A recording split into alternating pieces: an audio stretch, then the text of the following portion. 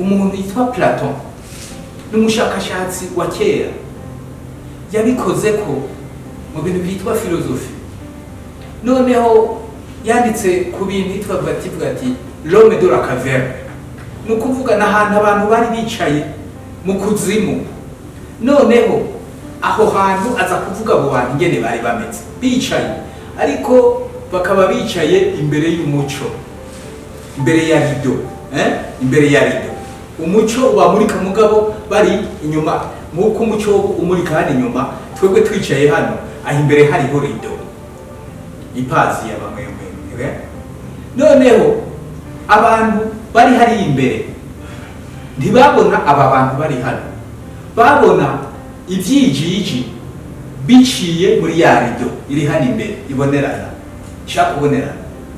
Noneho abo bantu babaraba bakabona abo byo vyijiji ari byo, ahubwo batangira kubivugisha, batangira no kugira ngo bandike ibintu barigene vyige ivyijiji. Mugabo ntibari bazi yuko abantu nyabo bari nyuma ya rido.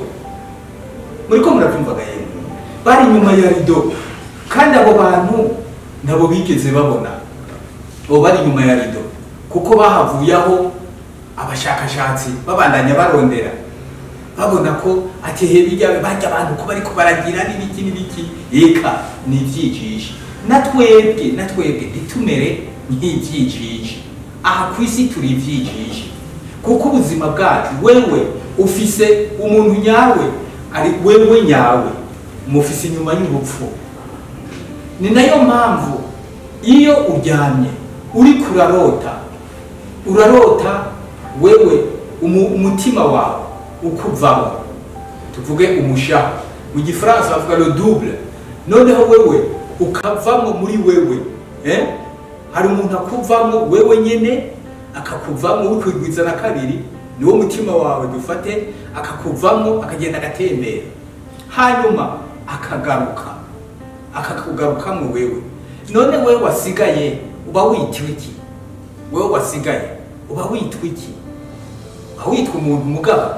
Ni ikintu nyene kiba kiraho, kuko umuntu nyawe aba yagiye agatembera ahantu henshi cyane.